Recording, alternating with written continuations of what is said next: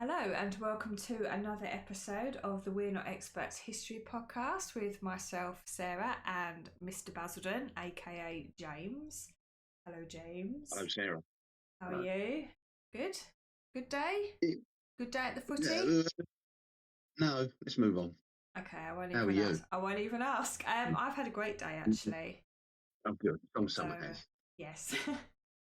And now you're going to ruin it because you're going to talk to me about nonsense. No, I'm joking. What are you talking about to Nonsense. today? You actually know. I'm going to take you back to the 1920s, which would suit you Oh, because you dress like yes. from the 1920s a lot of the time.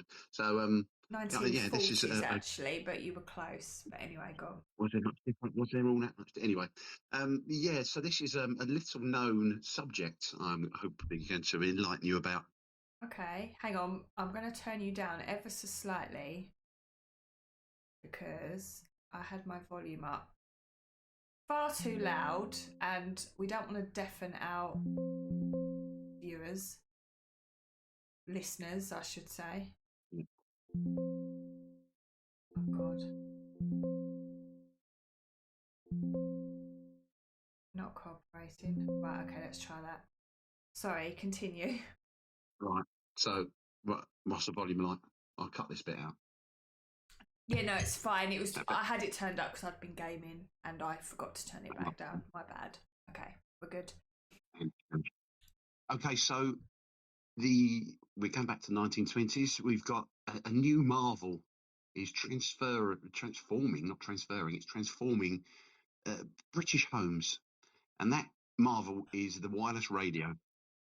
And at the time, you tend to find a lot of the broadcasts on it were amateurs, very much like ourselves. It was an amateur hobbyist or Yeah, experimental thing. yeah. And then in 1922, along comes the British Broadcasting Company, The and BBC.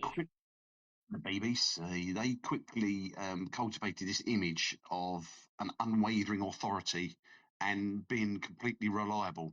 And its announcers became trusted friends to millions of households right up and down the UK. Wow. And this trust, it wasn't long before it was put to the test. So we're then going forward 4 years to 1926, and there was a dramatic broadcast over the airwaves, which caused a quite widespread public alarm and pushed a lot of listeners into genuine panic. Right. And it was I've not all, heard of this. no, that's what I'm hoping a lot of people haven't. No. I think most people will be aware of the War of the Worlds one in the States, Yeah, which was 12 years that's after the this. only one I'm aware of, but I'm thinking, yeah, this is too early. Yeah, so this one, this is 1926, 12 years before that. Okay. And the 1920s saw a huge transformation in how we, the public, received our information, our news, our entertainment. And that was thanks to the increase of use in wireless radio. It was, say, initially, it was just this little niche interest, a lot of it for scientific experiments. Obviously, we're from in Essex, and up the road in Chelmsford, we have Marconi, who were very instrumental in the invention of radio and the radio broadcasts. Yeah. And those radios quickly exploded into become mainstream. So it was an essential fixture in British homes, like I suppose mobile phones were a few years ago. Everyone had to have one. But Yeah. yeah, I would assume I would say that British on radio was probably bigger because it was Do you so know what? new, I so completely missed the point of that. Yes, sorry. I'm thinking now. That's why I said yeah, yeah. because I'm It's an thinking of explosion. now. All of a sudden, everyone had to have one. Yeah, but Yeah. radio offered this completely unprecedented immediacy, broadcasting voices and sounds directly into living rooms. So that's those distances. So you could be if something could have happened in Newcastle, and you're listening to it on the south coast. You're listening to that news within, let's say, hours. Mm. As opposed to having to wait for And the days. Yeah, word of mouth on the newspapers. yeah, or telegram or And whatever they would have yeah, had. and this this was a revolutionary technology which completely changed people's leisure time, as well as their expectations about how much news or how quickly they would get news. And amidst this new fascination was the BBC, and it was founded in October 1922, and it brought together several leading wireless manufacturers with the aim of controlling what was a chaotic growth of experimental broadcasts, with the aim of providing a public service. And within the first few years, under the leadership of its first Director General, a man called John Reith. And if you've ever heard of the Reith Lectures, they're named after him. And the BBC very quickly distinguished itself. And he was a very staunch proponent of public service broadcasting. Right. And he firmly believed that radio held a huge potential, not just for entertainment, but for education as well as enlightenment. And his whole ethos was instilled into the BBC, and that was a strong commitment to impartiality, accuracy, and moral upliftment, which quickly made it a very trusted voice across the country. I think that a lot of people now would argue that that is no longer the case, but that's for other people to worry about. Yeah. The Beebs broadcasts, or Auntie, if you're old enough to remember when people called them Auntie, the BBC's broadcasts delivered in what became known as received pronunciation. So whenever I think of stereotypical BBC, I do think of the very posh cut glass accent. Into BBC. Well, even when you watch old movies, they all speak like that. You know, you don't seem to get. They all sound the same. Yeah, if you've seen the King's Speech, the opening scenes are someone from the BBC delivering a broadcast, and that is how I think. Well, that's what this received pronunciation was about. Yeah. But that Queen's English lent an air of authority as well as calm, which really sat well with the listeners. And bear in mind, this is before television. Television was in its infancy. It was invented in the 20s. They were first demonstrating in the 20s. But it wasn't the radio widely known. Yeah, it wasn't. No. But so radio was the primary and the most immediate source for everyone's news and official announcements, as well as a huge array of cultural programming.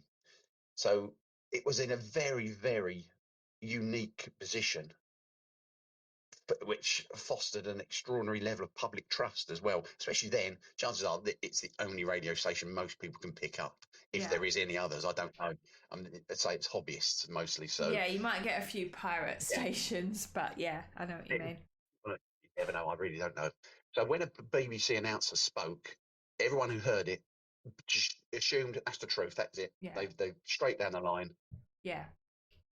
So this unwavering faith in the radio and the BBC was a cornerstone of its early success, but it also unknowingly set the stage for what happened in 1926, which it sort of demonstrated just how powerful this new connection with the public was.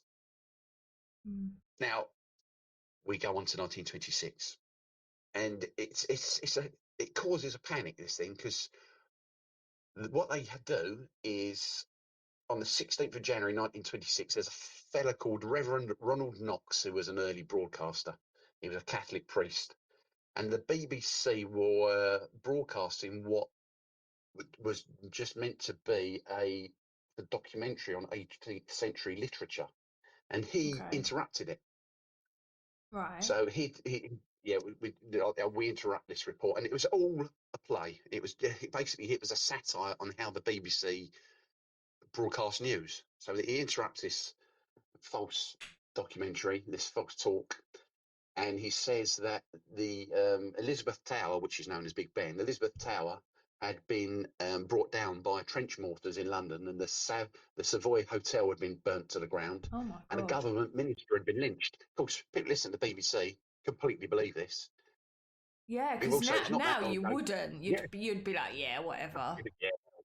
Well, if I want to know something's true, the first thing I do is go to Twitter because you Yeah. guarantee something's happened. It's already on there. People are taking pictures or videos. But That's what then, I mean. We've got other sources now, haven't we? So it's like yeah, if you hear a celebrity's died and you'll go check it on Google and before you don't just assume, oh yeah, that's yeah. happened. You'll go and Well, double check. well, you do. Normally, if I hear a celebrity's died, I say who Yeah, well, in most or cases I do. yeah.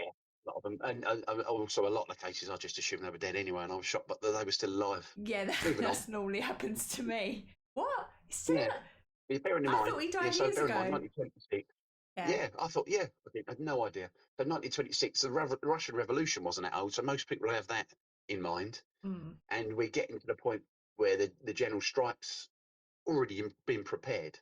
So it's panic stations, people are just panicking.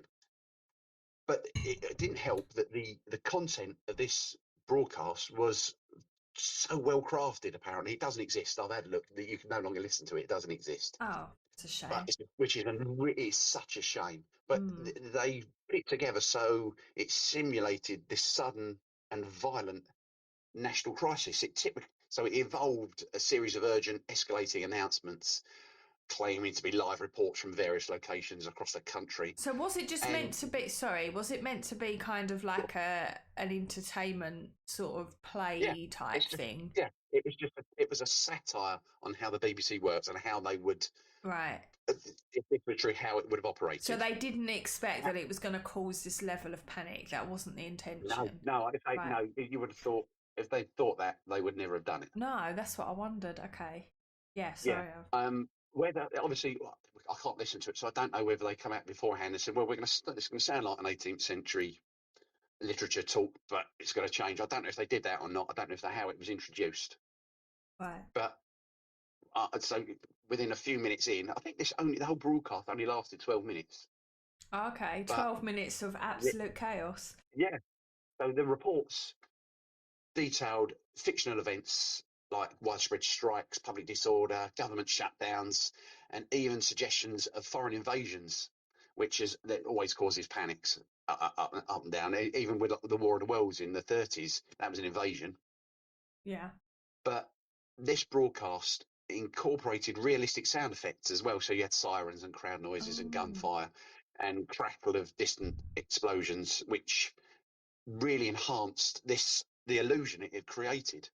And the Mm. voices of the announcers, who are usually calm, authoritative, shifted to this tone of increasing panic and desperation, which just convinced more people that what they were listening to was genuine. That's Especially, just as I said, mean.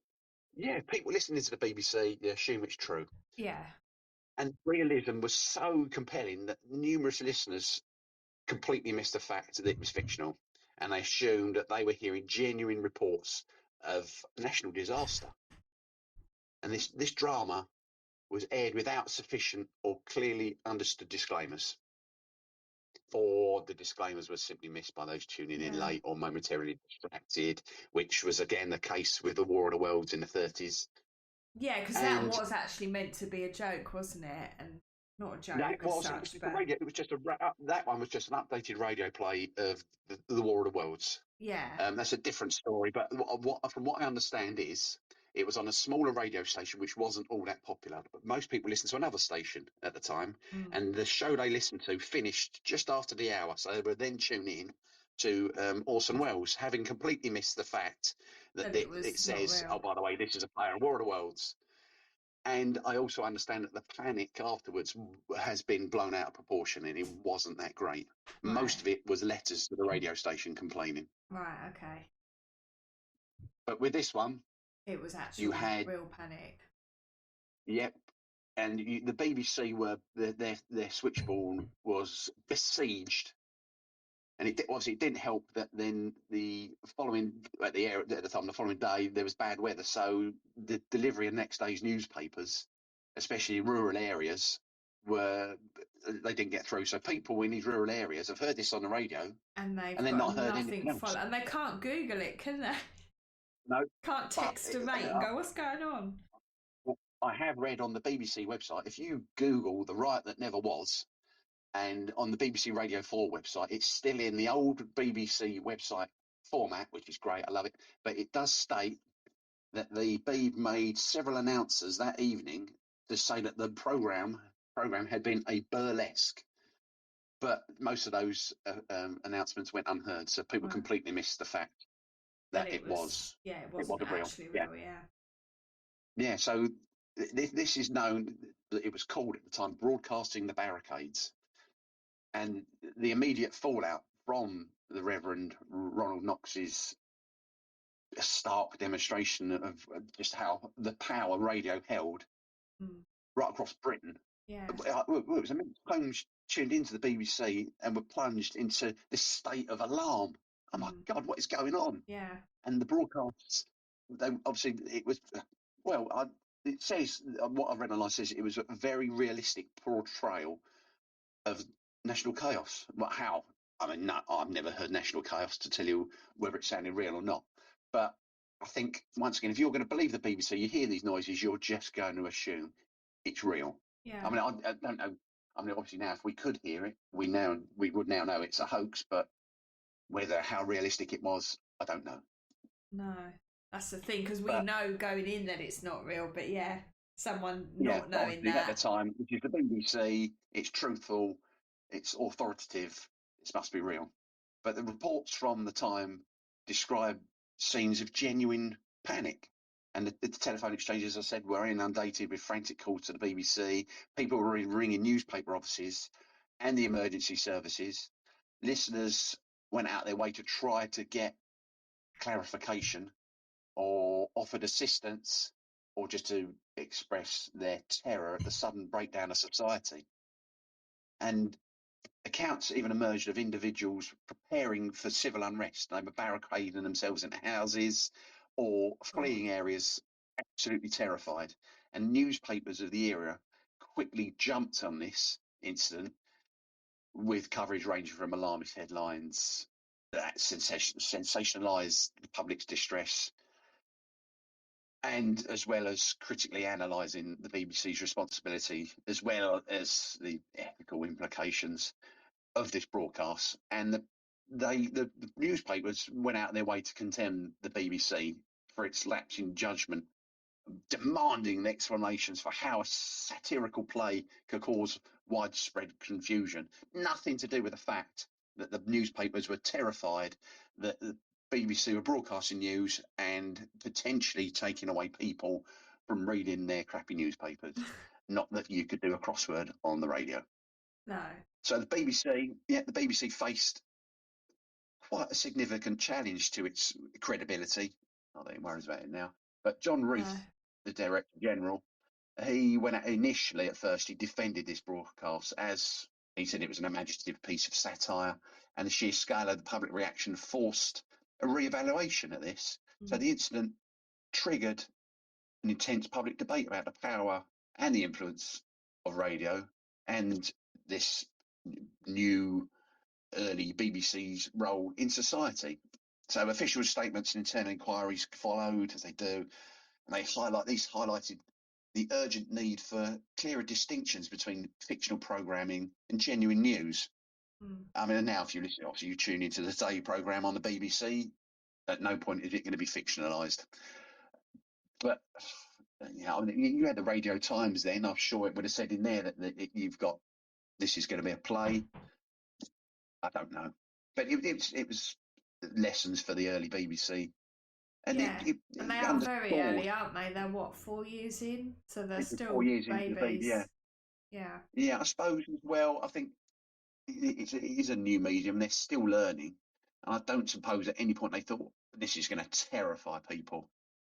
Otherwise, they would have just knocked it on the head. It's not going to happen.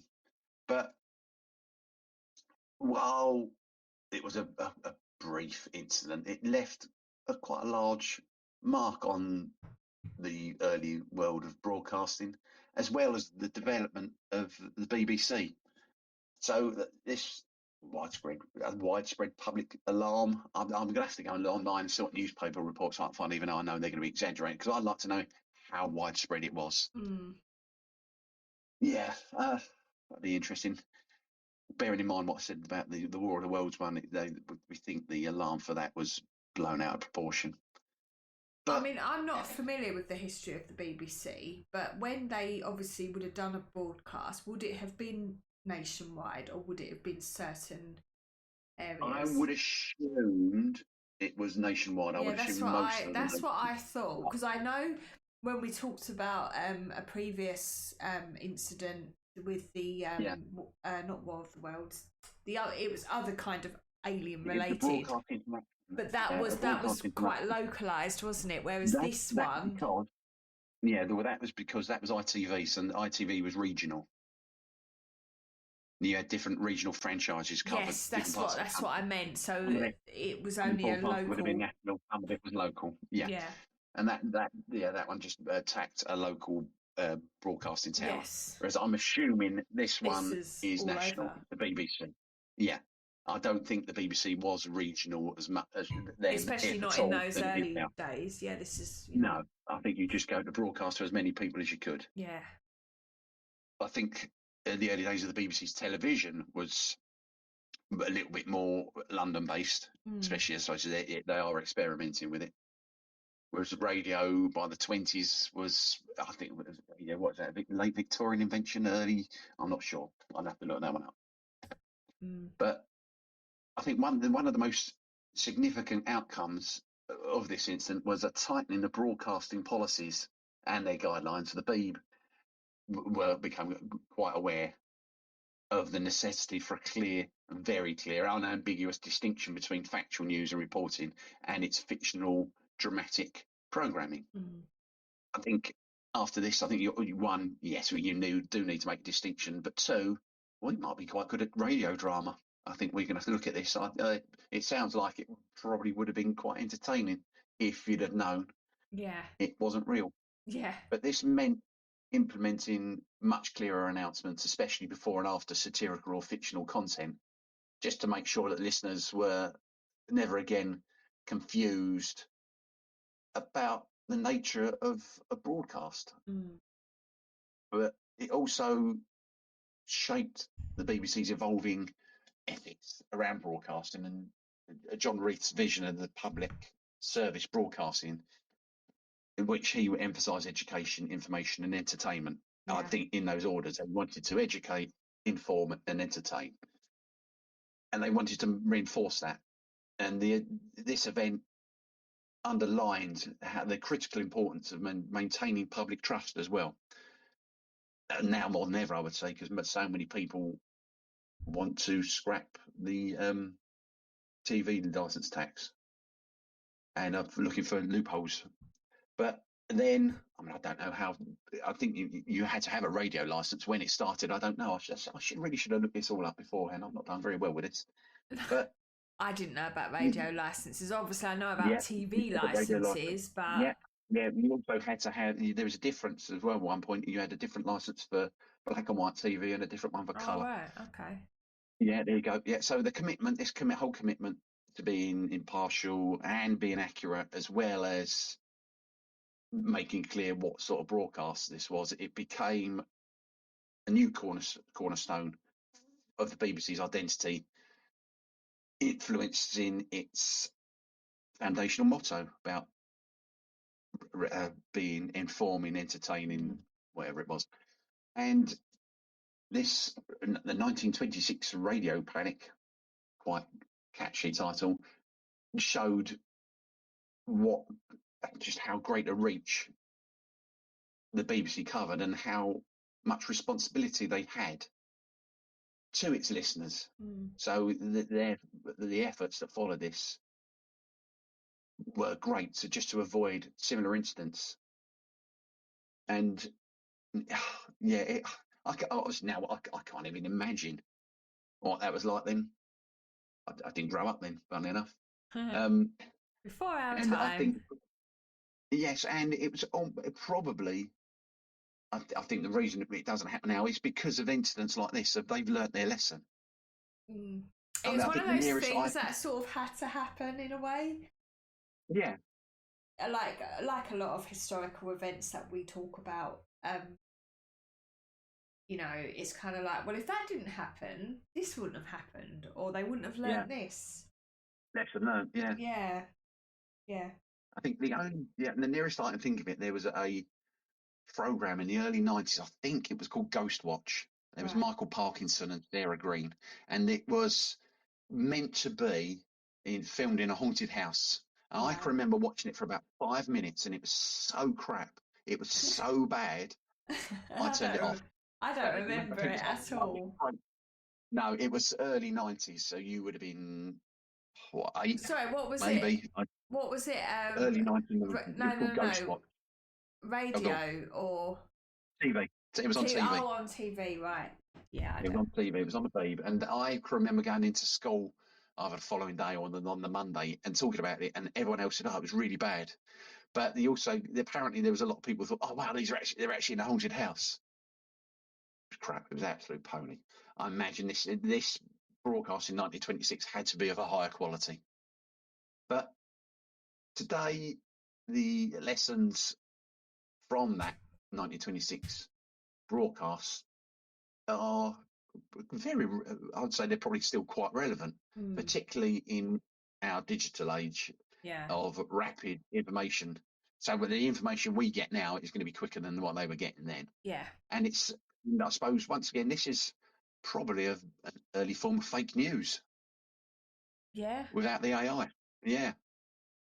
And it served as an early cautionary tale about the enduring power of media to shape our perception for the potential of misinformation to spread, even if it is unintentional, and the need for media literacy, this ability to critically analyse and evaluate information from different sources.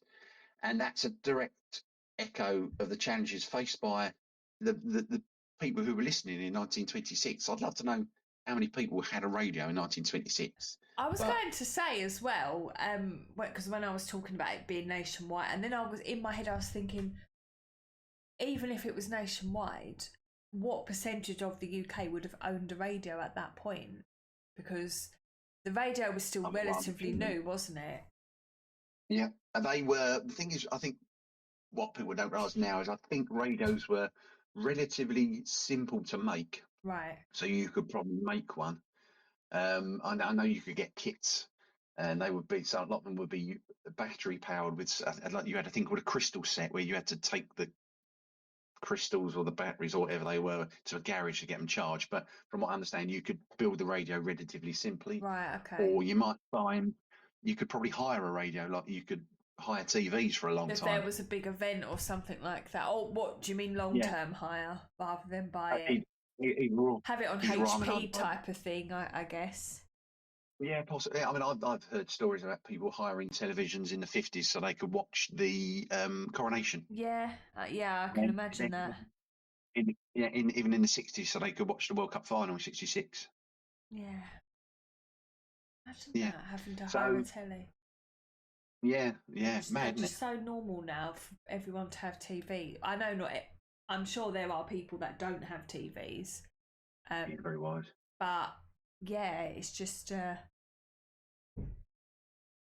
a common commodity now, aren't they? A bit like cars. Yeah, they're easy to pick up now, and they're almost certainly dirt cheap to put together. Yeah. And it's you don't even think about it now. No. TV in every room, whereas it would have been one in the street. Yeah, and then everybody would go to that neighbour if they had a telly. They were like famous. The window. Yeah. It will be like VR headsets now. I mean, they're becoming a lot more common, and eventually it will get to a point where everybody will have a VR headset, and that's just how you'll communicate. Yeah.